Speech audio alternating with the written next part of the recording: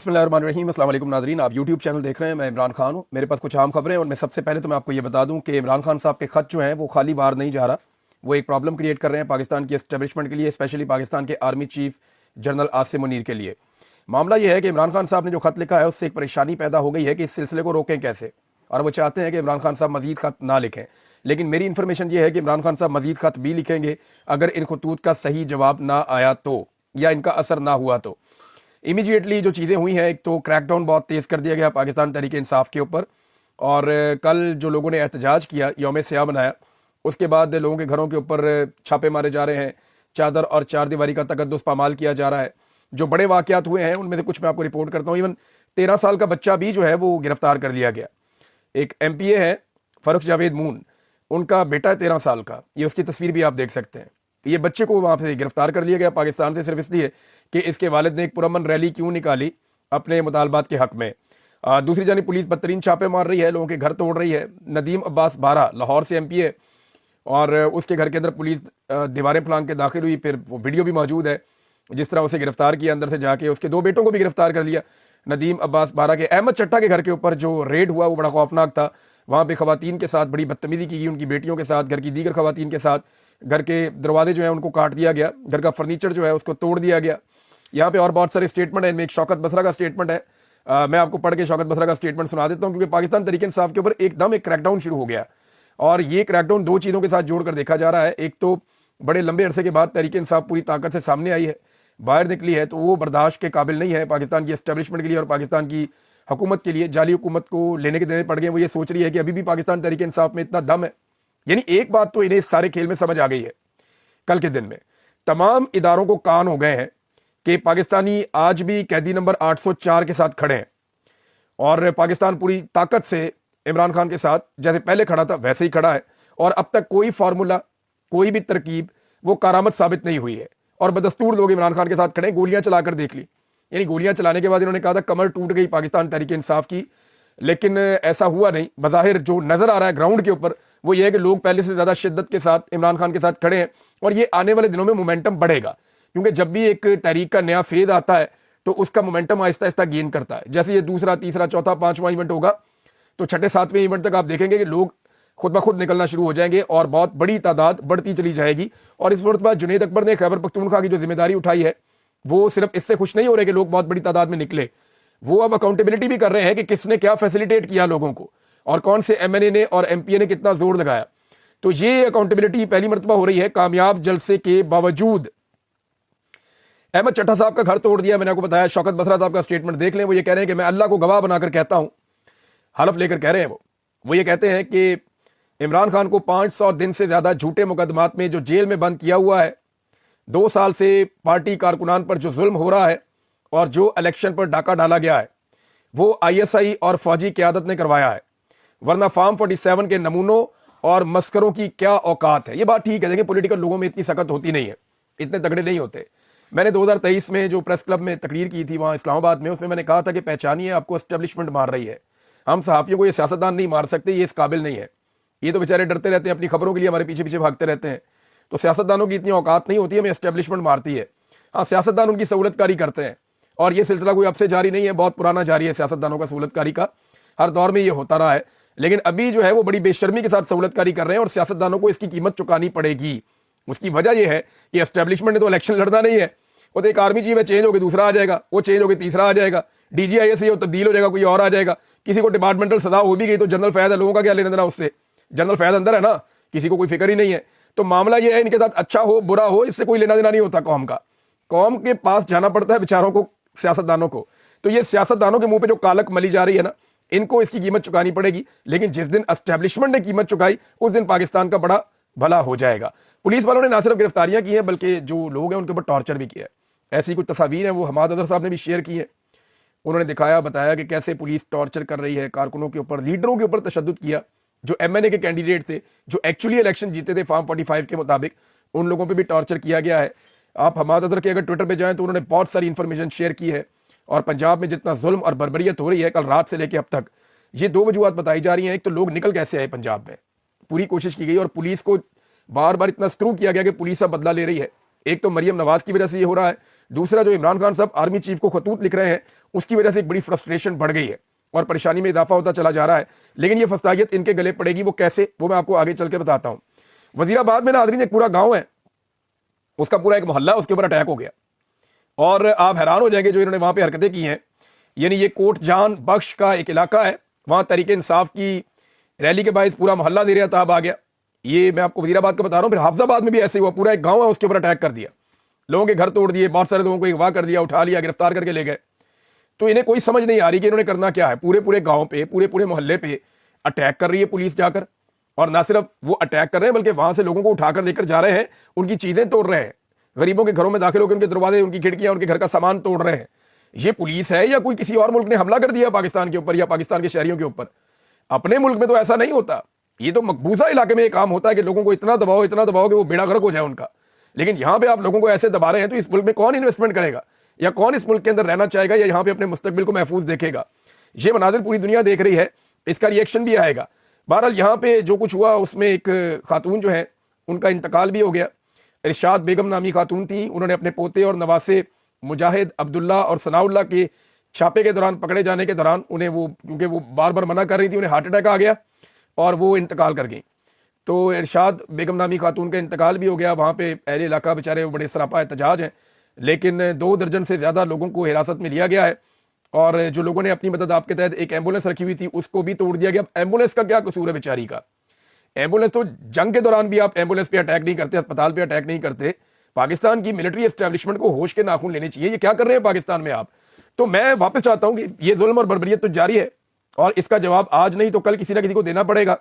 یہ NA-77 سے جو MNA ہیں طارق محمود صاحب، ان کا بھی سٹیٹمنٹ ہے، وہ میں آپ کے سامنے رکھ دیتا ہوں ان کا سٹیٹمنٹ کہ وہ کیا کہہ رہے ہیں، کیونکہ ان کے ساتھ بھی بڑی زیادتی ہوئی ہے، ان کے اوپر بھی اٹیک ہوا ہے۔ طارق محمود صاحب کہہ رہے ہیں جی میرے گھر کو ایک دفعہ پھر پنجاب پولیس نے توڑا اور لوٹ مار کی ہے، میرے گھر پر پولیس نے قبضہ کر لیا ہے، پولیس دروازے کاٹ کر گھر میں داخل ہوئی ہے اور سامان لوٹ کر لے گئے ہیں۔ یہ میاں طارق محمود ہیں، ممبر قومی اسمبلی NA-77 سے۔ تو جتنے باقی MNA ہیں ان کے لیے ڈوب مرنے کا مقام ہے کہ کانسٹیبل آتے ہیں، دروازے توڑتے ہیں، ممبر قومی اسمبلی کے گھر میں گھستے ہیں اور جو مرضی کرتے ہیں، اور اسپیکر قومی اسمبلی یا ڈپٹی اسپیکر قومی اسمبلی یا جتنے بھی وہاں پہ MNAs ہیں وہ سارے کچھ بھی نہیں کر سکتے، انہیں صرف تنخواہیں اور مراعات چاہیے، اور انہوں نے ان کے ہاتھوں میں پالش کا برش پکڑایا ہوا ہے اور یہ سارے کے سارے پالش پہ لگے ہوئے ہیں۔ یعنی آج اس اپوزیشن کو مار پڑ رہی ہے، کل ان کو بھی مار پڑے گی۔ یہ کوئی وقت ایک جیسا ہمیشہ رہنا نہیں ہے، ہم کل بھی میڈیا والے آواز اٹھا رہے ہوں گے جب دوسری طرف کو مار پڑے گی، لیکن سوچنا یہ ہے کہ جو لوگ آج انجوائے کر رہے ہیں دوسروں کو مار پڑتے ہوئے دیکھ کر، کیا ان کو جب مار پڑے گی تو کیا سب کو آواز اٹھانی چاہیے؟ یہ بھی ایک بڑا اہم سوال ہے، لیکن انہوں نے زیادتی اور ظلم کی کسر کوئی نہیں چھوڑی۔ اچھا جی، عمران خان صاحب کے خط کو لے کر جو بے چینی ہے وہ اس لیے ہے کہ سارا کا سارا فوکس جو ہے اور الزام جو ہے وہ ملٹری اسٹیبلشمنٹ کی طرف آ رہا ہے، خاص طور پہ عاصم منیر صاحب جو chief of the army staff ہیں، ان کے اوپر یہ الزام چلا جاتا ہے کہ عمران خان صاحب خط کے اندر ان کی طرف انگلیاں اٹھاتے ہیں کہ جی آپ کا ادارہ، آپ کی ایجنسیاں، آپ کے لوگ، آپ کا کرنل، تو آپ لوگ یہ کر رہے ہیں۔ تو عاصم منیر صاحب کے اوپر اس کے معاملے میں دباؤ بڑھ رہا ہے، اور اگر آپ دیکھیں تو یہ جو کچھ بھی پاکستان میں ہوا اس کا الٹیمیٹ بینیفیشری کون ہے؟ 2 طرح کے لوگ ہیں نا، ایک تو یہ روایتی سیاسی خاندان ہے جس میں آپ لے لیں نواز شریف کو، شہباز شریف کو، مریم نواز کو یا بلاول زرداری کو، ایک جناب وہ بن گیا صوبائی میں حکومت لے لی، ایک نے ایک صوبے میں لے لی، ایک نے دوسرے صوبے میں حکومت لے لی، ایک نے بلوچستان میں بھی حکومت لے لی، ایک صدر بن گیا، ایک وزیر اعظم بن گیا، ایک وزیر اعلیٰ بن گئی۔ تو یہ اس کے بینیفیشری ہیں، اور ساتھ میں نہ صرف انہوں نے حکومتیں لی ہیں بلکہ حکومتیں لینے کے علاوہ انہوں نے جو ہے وہ اپنے کیسز بھی ختم کروائے ہیں، انہوں نے NRO-2 کے مدد سے اپنی جان بھی بچائی ہے۔ اور ایک بینیفیشری اس میں اگر دیکھیں تو اسٹیبلشمنٹ میں عاصم منیر صاحب ہیں، کیونکہ یہ جو 26ویں آئینی ترمیم ہوئی اس کے نتیجے میں انہیں ایک قانون کے بعد ایک ایکسٹینشن مل گئی ہے، یعنی ان کی مدت ملازمت 3 سال کے بجائے 5 سال ہو گئی ہے، تو وہ اب 2029-27 تک موجودہ قانون کے مطابق وہ آرمی چیف رہ سکتے ہیں اگر یہ نظام ایسے ہی چلتا رہا اور کوئی تبدیلی نہ آئی تو یہ وہ بھی اس کے بینیفیشری ہیں۔ تو ساری انگلیاں جو ہیں وہ ان کی طرف اٹھ جاتی ہیں عمران خان صاحب کے خط لکھنے کے بعد۔ اب عمران خان صاحب کے خط سے جو ہے وہ پرابلم پیش آ رہی ہے، اور اس کو اب روکنا کیسے ہے یہ کوشش کی جا رہی ہے، دباؤ بھی بڑھایا جا رہا ہے، اور کچھ اطلاعات کے مطابق عمران خان صاحب کو دوبارہ سے انگیج کرنے کا بھی فیصلہ ہوا ہے۔ اچھا، انگیجمنٹ کے فیصلے کے پیچھے ایک بہت بڑا فیکٹر ہے، جنید سلیم صاحب سینئر صحافی ہیں، انہوں نے بھی اس کے اوپر اس نقطے پہ روشنی ڈالی ہے۔ میں پہلے آپ کو بتاتا بھی رہا ہوں کہ اوورسیز جو امریکنز ہیں وہ اس میں کوشش کر رہے ہیں، اور وہ بائنڈنگ ریزولوشن ہے۔ جس چیز سے اس وقت پاکستان کی گورنمنٹ سب سے زیادہ ڈری ہوئی ہے نا، وہ امریکہ میں آنے والی بائنڈنگ ریزولوشن ہے۔ اگر یہ بائنڈنگ ریزولوشن آ جاتی ہے تو پھر امریکہ میں کارروائی شروع ہو جائے گی ان لوگوں کے خلاف جن لوگوں نے پاکستان میں ظلم، بربریت اور فسطائیت کا بازار گرم کیا ہوا ہے اور انسانی حقوق کی خلاف ورزیاں کی ہوئی ہیں. میں چند لوگوں کے بارے میں آپ کو بتا دیتا ہوں کہ جو اوورسیز پاکستانی ہیں، انہوں نے جو بندے شارٹ لسٹ کیے ہوئے ہیں، ان کے مطابق جو لوگ ذمہ دار ہیں پاکستان میں رجیم چینج آپریشن سے لے کر اب تک ظلم اور بربریت کے لیے، وہ کون لوگ ہیں. سابق army chief general Qamar Javed Bajwa کے بارے میں وہ کہتے ہیں. دوسرا وہ جنرل عاصم منیر صاحب موجودہ آرمی چیف ہیں، ان کے بارے میں کہتے ہیں. ایک وہ جنرل ندیم انجم، ان کے بارے میں کہتے ہیں. موجودہ DGI ان کے بارے میں کہتے ہیں. پھر ایک نام انہوں نے رکھا ہوا ہے جنرل فیصل نصیر صاحب کا، DGC ان کا نام رکھا ہوا ہے. کچھ جو ہیں وہ سیکٹر کمانڈر ہیں، ایک اسلام آباد کے، کوئی لاہور کے، یہ لوگ شامل ہیں. IGs ہیں 2، اس میں اسلام آباد کا بھی، پنجاب کا بھی. اس کے علاوہ محسن نقوی ہے، شہباز شریف ہے، ان کے نام دیے ہوئے ہیں. اس میں ایک نام انہوں نے شامل کیا ہوا ہے ان کا بھی، قاضی فائد عیسیٰ کا بھی، اور کچھ دیگر بیوروکریٹس کے نام بھی ہیں. تو اگر آپ پلس مائنس کریں تو یہ تقریباً جو میرے پاس اطلاع یہ 22 بندے ہیں جن کے بارے میں وہ چاہتے ہیں اوورسیز پاکستانی کے ان کے اوپر پابندیاں لگ جائیں اور یہ مغربی ممالک میں نہ ٹریول کر سکیں، نہ یہ وہاں پہ آ کے رہ سکیں، اور ان کے جو ایسٹس ہیں وہاں پہ وہ سارے کے سارے فریز ہو جائیں، اور ان لوگوں کے لیے دنیا کے وہ رستے بند ہو جائیں اور ان کے خلاف کارروائی کی جائے. تو یہ جناب 22 لوگوں کو شارٹ لسٹ کیا ہوا ہے ان لوگوں نے، اور یہ معاملہ وہاں پہ چل رہا ہے. تو بائنڈنگ ریزولوشن سے ڈری ہوئی ہے پاکستان کی اسٹیبلشمنٹ، اور یہ 22 لوگ خاص طور پہ. تو اب عمران خان صاحب کو انگیج کرنے کا مبینہ طور پہ فیصلہ ہوا ہے، کنفرم نہیں ہے، لیکن یہ ہے کہ ہو سکتا ہے کہ آنے والے دنوں میں عمران خان صاحب کو انگیج کیا جائے. اب دیکھیں نا، ایک ہی چیز کے اوپر دفعہ 144 لگی تو سب کے لیے لگے گی نا. یہ تو نہیں ہو سکتا کہ جو ہے وہ زید کے لیے دفعہ 144 ہے اور بکر کے لیے دفعہ 144 نہیں ہے. یہ نہیں ہو سکتا. یہ نہیں ہو سکتا کہ ادھر لگی ہوئی اور ادھر نہیں لگی ہوئی. بھی پنجاب میں جب لگ گئی تو سب کے لیے لگ گئی. اب احسن اقبال صاحب ہیں یا جو فیڈرل منسٹر ہے انفارمیشن کا، یہ اپنی تقاریب کر رہے ہیں، ان کے لیے کوئی دفعہ 144 نہیں ہے. لیکن دوسری جانب پاکستان تحریک انصاف کے لوگ جنہوں نے پرامن احتجاج کیا ہے، ان کے لیے دفعہ 144 بھی ہے، ان کے اوپر اٹیک بھی کیا جا رہا ہے. اگر آپ پیکا قانون کی بات کریں تو میں ایک چیز آپ کے سامنے رکھتا ہوں پیکا قانون کے حوالے سے. یہ حکومت کا کس طرح سے ایک دورہ معیار ہے، اس سے آپ کو اچھی طرح آئیڈیا ہو جائے گا. یہ میرے پاس ایک سٹیٹمنٹ ہے، اور یہ سٹیٹمنٹ لال ٹوپی والے نے دیا ہے. ذرا یہ آپ لال ٹوپی والے کا سٹیٹمنٹ دیکھیں. مجھے تو بہت غصہ آیا سٹیٹمنٹ پڑھنے کے بعد کہ کوئی اس لیول تک بھی بندہ گر سکتا ہے. تم باولے کتے ہو چکے ہو، تمہیں شیطان نے پاگل کر دیا ہے. جو پاک فوج کے خلاف ہے وہ مرتد ہے، وہ کافر ہے، وہ مشرک ہے. مشرک پتہ کسے کہتے ہیں؟ جو شرک کرتا ہے، جو اللہ کے سوا کسی اور میں مانتا ہے. یعنی پاکستان کی فوج کے خلاف جو بندہ ہے وہ مشرک ہو گیا. یہ کون سی ڈیفینیشن دی ہے اس بے شرم آدمی نے؟ وہ بھائی مشرک جو ہے اس کا آپ قرآن پاک جا کے پڑھ لیں، احادیث نبوی میں جا کے آپ پوچھ لیں کہ مشرکین کون ہوتے ہیں. مشرک کون ہوتا ہے؟ جو شرک کرتا ہے. اور جو شرک کرتا ہے وہ یہ ہے کہ وہ اللہ کا شریک ٹھہراتا ہے کسی اور کو. پاک فوج کو آپ خدا نہ کہتا اللہ کے برابر لے کر جا رہے ہیں. کیا کر رہے ہیں آپ؟ لال ٹوپی والی سرکار، ہوش کے ناخن لیں. آپ غلامی ضرور کریں، آپ چاپلوسی ضرور کریں، آپ جوتے ضرور پالش کریں، جوتوں کو اپنی زبان سے ضرور چاٹیں، لیکن آپ ہمارے مذہبی اصطلاحات کا غلط استعمال نہ کریں. جو مشرک ہوتا ہے، جو شرک کرتا ہے، وہ اللہ کے اندر کسی دوسرے کو شریک ٹھہراتا ہے. یہ نہیں ہو سکتا کہ ایک فوج ہے اور آپ کہہ رہے ہیں جی اس فوج کے اوپر جو تنقید کرے گا وہ بھی مشرک ہو گیا. بھئی کیوں مشرک ہو گیا؟ فوج کے اندر اچھے فیصلے بھی ہو سکتے ہیں، غلط فیصلے بھی ہو سکتے ہیں. جب اس فوج نے دشمن کے دانت کھٹے کیے ہم اس کے ساتھ کھڑے ہوئے، ہم نے اس کی تعریف کی. جب انہوں نے بارڈر پہ قربانیاں دی ہیں ہم ان کے ساتھ کھڑے ہوئے، ہم نے ان کی تعریف کی. لیکن جب یہ سیاست کے اندر گھسیں گے، جب یہ وہ کام کریں گے جو ان کے کرنے کا نہیں ہے، تو پھر ان کے اوپر تنقید بھی ہوگی. انسان ہی وہاں پہ رہتے ہیں. یہ کیسے ہو سکتا ہے کہ تنقید کرو تو مشرک ہو گیا؟ یہ فتوے بازی ان کو بند کرنی چاہیے. اور نہ صرف اس پاگل آدمی نے فتوے دیے بلکہ اس کے بعد کی حرکت چیک کریں. اس نے کہا جی بارم بلوچ اور منظور پشتین کا ساتھ دینے والوں کو بھی انہوں نے مشرک قرار دے دیا. اندازہ کریں آپ، وہ بھی مشرک ہو گئے. یار وہ بیچارے نماز بھی پڑھتے ہیں، وہ روزہ بھی رکھتے ہیں، وہ اللہ کا نام بھی لیتے ہیں. ہو سکتا ہے کہ اللہ کے نزدیک وہ آپ سے بہتر مسلمان ہو، تو آپ ان کو مشرک قرار دے دیں گے ایسے ہی اٹھ کے، صرف اور صرف تلوے چاٹنے کے لیے، بوٹ پالش کرنے کے لیے. دس از ناٹ ایکسیپٹیبل. یہ نہ کسی اخلاقی نقطہ نظر سے نہ مذہبی نقطہ نظر سے یہ ایکسیپٹیبل نہیں ہے. وہ کہہ رہے ہیں جی ہاتھ اور پاؤں کاٹ دیے جائیں ان لوگوں کے، گردنیں کاٹ دی جائیں ان لوگوں کے، تلواریں نکالنے کی باتیں کر رہا ہے. سب سے پہلے پاکستان میں پیکا آرڈیننس کے تحت اگر کسی بندے پہ مقدمہ ہونا چاہیے نا، اس لال ٹوپی والے پہ مقدمہ کر کے اس کو جیل میں ڈال کے اس کو 10 سال اس کو اندر رکھیں. یہ فتنہ اس کو باہر نہیں نکالنا چاہیے. یہ کہہ رہا ہے لوگوں کو، یہ پہلے بھی کہتا تھا چوکوں میں ٹانگ دو سب کو. یہ ایک دور تھا جب پاک فوج کو پسند نہیں آتے تھے زرداری اور نواز شریف، تو یہ کہتا تھا ان کو چوکوں میں لٹکاؤ، ان کو کھمبوں کے ساتھ لٹکاؤ، ان کو سزائیں دو، 10,000 بندے کی گردن لمبی کر دو، ان کو لٹکا دو، ان کو مار دو. آج کل فوج کو عمران خان پسند نہیں ہے تو یہ کہتا ہے وہ مشرک ہو گیا. یہ پورے اسلام کا نفاذ کر دیتا ہے اس کے خلاف جو فوج کے خلاف ہو جائے یا فوج جس کے خلاف ہو جائے. یعنی یہ کس طرح ہو سکتا ہے؟ یعنی یہ مذہب کا پورا کارڈ لے کے چڑھ جاتا ہے اس کے اوپر. یہ زیادتی ہے، یہ ظلم ہے. یہ وظیفہ خور آدمی جو ہے یہ انسانی جانوں کے ساتھ کھیل رہا ہے، اور اس سلسلے کو ریاست پاکستان کو روکنا چاہیے، اس ظلم کو بند کرنا چاہیے. یہ غلط ہے. ایک اور خط ہے ناظرین, اور یہ خط لکھا ہے علی ظفر صاحب نے, اور انہوں نے بھی کہا چیف جسٹس کو کہ جوڈیشل کمیشن کا اجلاس جو ہے اس کو ملتوی کر دیا جائے, یہ اجلاس نہیں ہونا چاہیے. اور کیونکہ ججز کی جو سینیورٹی کا معاملہ ہے پہلے اس کو طے کیا جائے, پھر 26ویں آئینی ترمیم کا معاملہ سپریم کورٹ آف پاکستان میں ہے, تو پہلے یہ معاملہ طے کیے جائیں, پھر جوڈیشل کمیشن کا اجلاس بلایا جائے. جو اجلاس ہی متنازع ہے, متنازع آئینی ترمیم کے نتیجے میں ہے, تو وہ درست فیصلے کیا کرے گا؟ اس بیچ میں IMF کا ایک مشن پاکستان میں موجود ہے ناظرین, پریشر بہت بڑھ رہا ہے, اور یہ جو پریشر بڑھ رہا ہے میں آپ کو بتا دیتا ہوں یہ کس کس جگہ سے بڑھ رہا ہے اور کیسے بڑھ رہا ہے.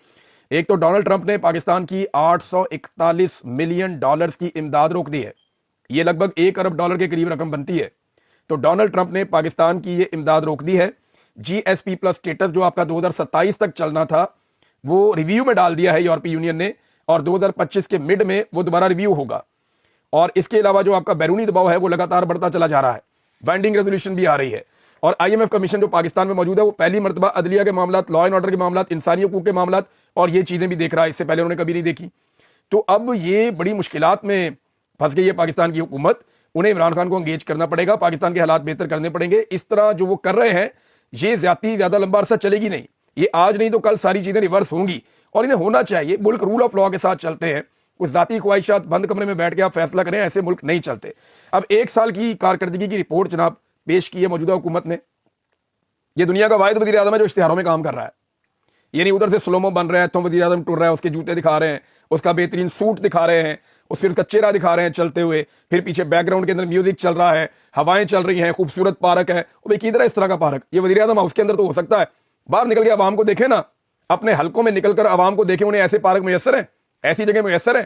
تو آپ VVIP قسم کا ایک اشتہار بنا دیتے ہیں, دنیا کے مہنگے ترین کیمرے لے کر, ادھر بتیجی جو ہے وہ ٹک ٹاک بنا دیتی ہے مہنگے ترین کیمروں کے ساتھ, اور یہ اس طرح لوگوں کو بیوقوف بنا رہے ہیں, تو لوگ بیوقوف بنیں گے نہیں.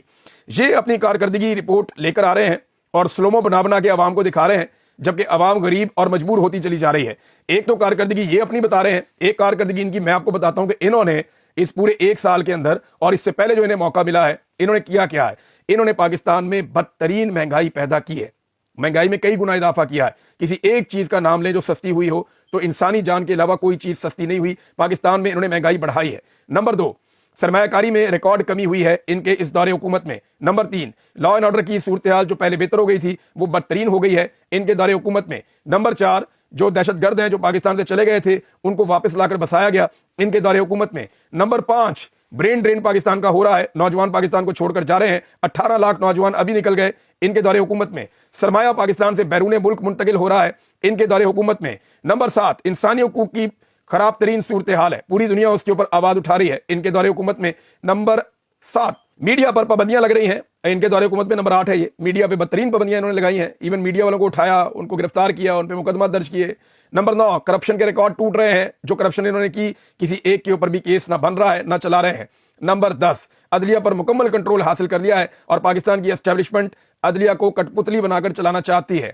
نمبر 11, NRO2 مکمل ہو گیا ہے. انہوں نے اپنے وہ تمام کیسز جن میں ان سے پیسہ ریکور ہونا تھا وہ تمام کیسز ملی بھگت کر کے اسٹیبلشمنٹ کی مدد سے اور عدلیہ کے اندر گیم ڈال کے اپنے مقدمات ختم کروا لیے ہیں. نیکسٹ یہ ہے کہ خواتین اور بچوں پر اور اقلیتوں کے اوپر پاکستان میں ظلم نہیں رک رہا. اگلا ظلم یہ ہوا ہے کہ فوجی عدالتوں میں سویلین کا ٹرائل ہوا ہے. یہ پوری دنیا کے اندر نفرت انگیز چیز ہے.